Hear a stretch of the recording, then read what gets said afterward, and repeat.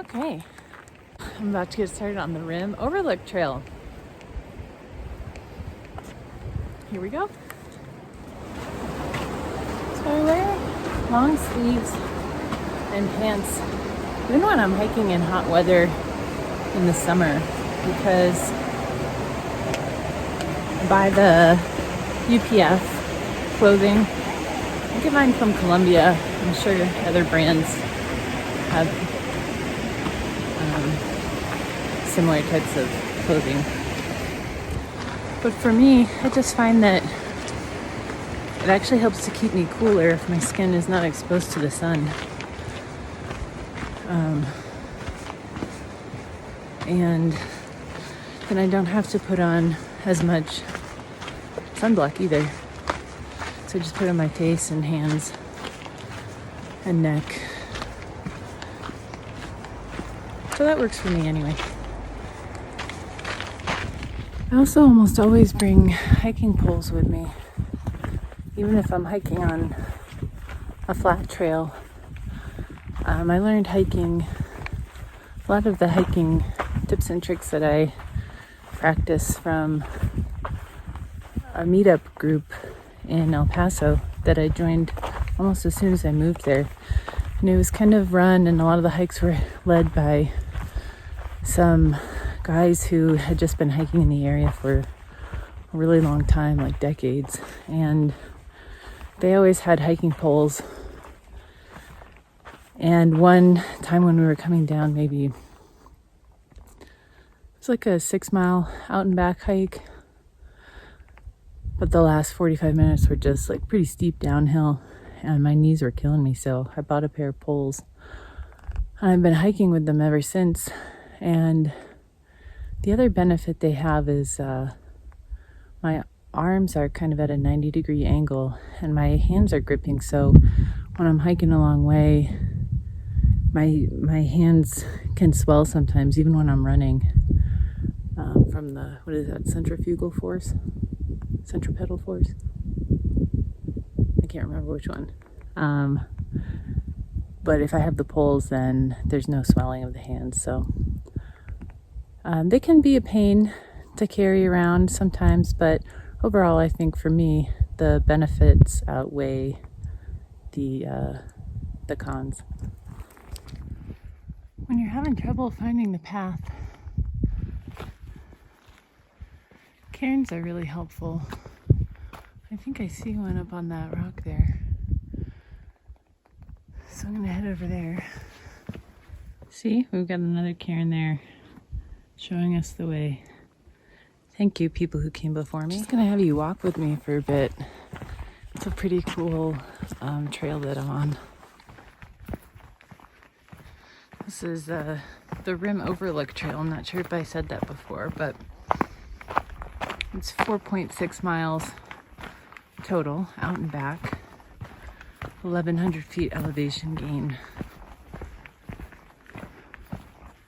And it's really a very, very cool trail. Partly because you have to pay attention, make sure that you're actually going on the trail, and that's always fun.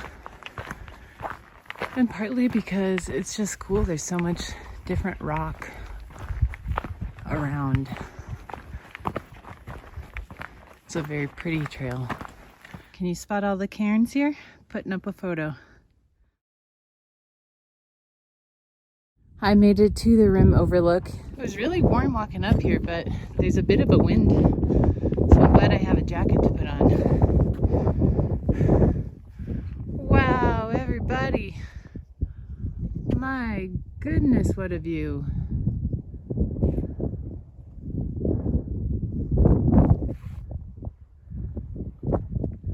I'll get some photos because I think it's probably hard to really grasp the magnitude of what we're looking at right now.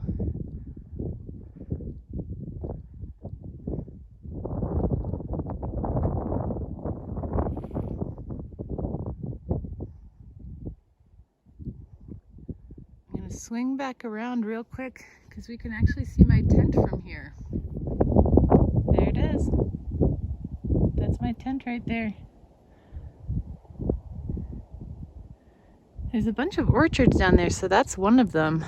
And if you come when the fruit is ripe, you can walk in and pick and eat fruit. I'm going to show you some of the things that I bring on a hike with me. Almost always, if I'm doing a hike that's like 4 miles or more, 5 miles or more, I'll bring this day bag, Osprey day bag.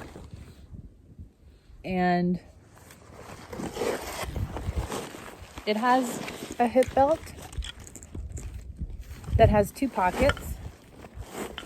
And what I keep in these pockets, I just leave always. I never take them out. So I have my SPF chapstick, lip balm,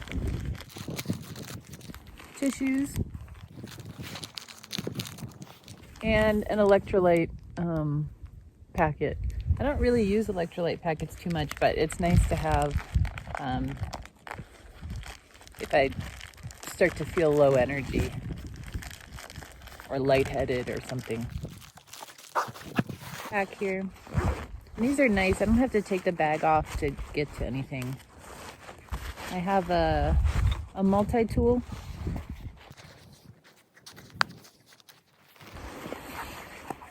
I just got it at Walmart. I have another nicer one that I keep at camp, but I may switch it out. It's just a kind of standard multi-tool. On this side, here it is. It's on the wrong side. I've got the hand salve. Here's that question again. Then I actually put it on the other side, so that's where it should go. But here I also have a whistle and a little compass. So the safety stuff goes in the left pocket, and the tissues and sun protection stuff goes on the right pocket. On the sides, I don't usually carry anything specific. Right now I have my cold weather gear, like my hats and gloves. I thought it was going to be a lot colder on this hike. It has a pocket up on top here. I got one of my hats there. I also have like a keychain, I have my wallet, and I have a headlamp. I'll almost always carry a headlamp, just because it's not too heavy. Just kind of a safety thing. I'm really cautious. And again, I don't know how much of this is me learning from the experienced hikers in El Paso. We were also doing some very big hikes, like 7 to 9 mile hikes with 2,000 to 3,000 feet elevation gain in forested areas. So I might have just kept all of those things even on like smaller hikes, but you know, I can carry this bag. It's not that bad, and so I just know it's there. I know a lot of people are kind of minimalist hikers, or you know, take less, but for me, this works for me. Okay, I've got just a little bit of sun protection, sunblock. That's really all. I'll usually keep some snacks there. I like to bring, snack-wise, I like to bring dark chocolate bars, egg sandwiches, or the nori roll. Bring some nuts, or an orange, or an apple, or carrots and celery. So I've got my camera stuff here. This, for the ladies, pitch-in trek. I'm just going to put that out there. I'm not going to pull it out, but look it up. It's pretty helpful. I don't use it all the time, but it's pretty helpful. Microfiber towel. That just stays in there always. And this stays in here always.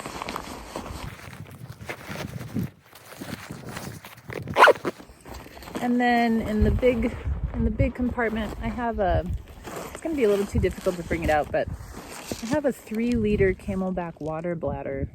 I like the water bladders better than the bottles. I just think it's easier, and I kind of know how much I drink on the hikes. That's one of the things I think that people prefer bottles over the water bladders, is because you can see how much water you have left, but I generally know how much I drink. So for example, on this hike, I brought 2.5 liters of water, and I probably will drink about 1.5 liters to 2 liters. So that gives me a pad of about 1/2 liter to 1 liter, if I get thirstier than I think, or if I get, off trail for a little bit. And finally, I just bring a first aid kit. Just one of those ones you can pick up from Walmart. It has like bandages, survival instructions, gauze, antibiotic, antiseptic wipes, painkillers. I haven't actually had to use any of it. Well, no, maybe on 1 or 2, just the band-aids and stuff like that. But again, it's better to be safe and take personal responsibility for yourself than to risk it, especially, in kind of more remote areas, or rely on someone else. So that's my bag.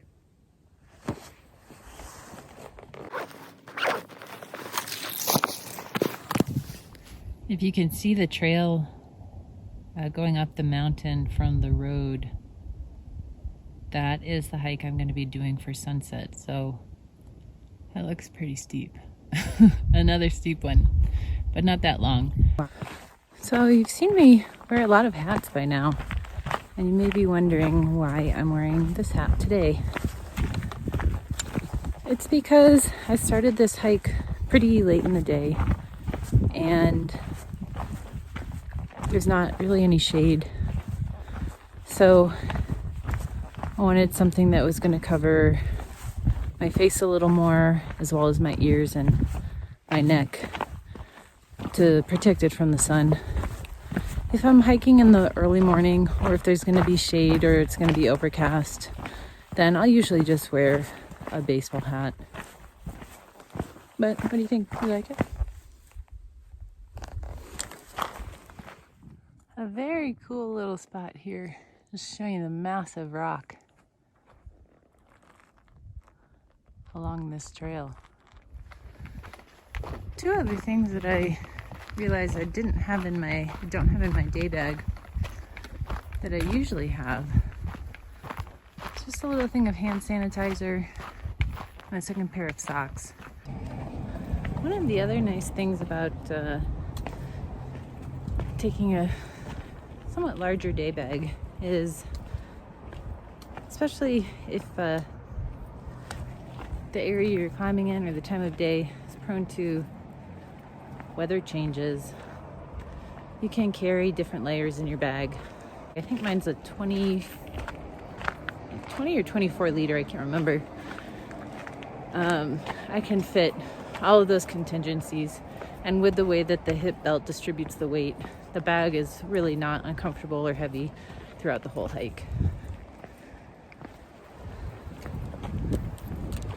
So I am done with the Rim Overlook Trail. Was 4.8 miles, I think. 1,100 feet of elevation gain. Took me about 3 hours. Just getting back to the car. Gonna change shoes.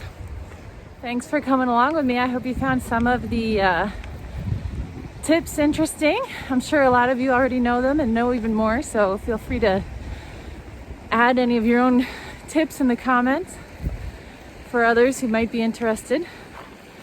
It's a great hike. I would recommend the trail. See y'all in a bit. Yep, I've got just over 1 liter, which is about right, because I thought that it was going to take me about 4 hours to do the hike, but it only took me 3, so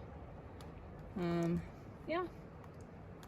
Here's the 3-liter Camelback water bladder. So I'm on the Cohab trail that has an overlook that I'm going to try to get to for sunset. Really like an hour before sunset. So I'm hiking up. The campground's down there. And this hike's a good example of why I keep a headlamp in my bag. Not that I'm going to be hiking after dark, but it might be nice to have a little extra light coming down. And I don't even have to think about it because I know I have it in my bag. So, prepared. This hike is incredible. I'm going down into a canyon now. It's a really cool hike in here. I've made it out of the wind. I'm just walking through the canyon as the sun is setting behind me.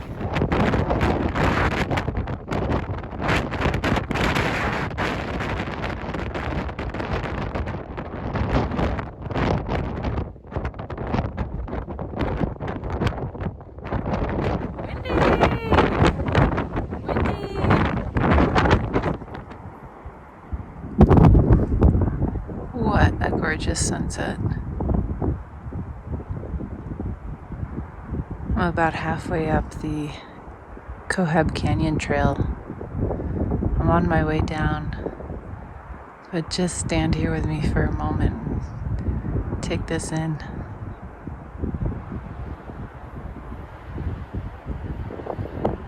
Just beautiful. One of the most beautiful sights of the trip for sure.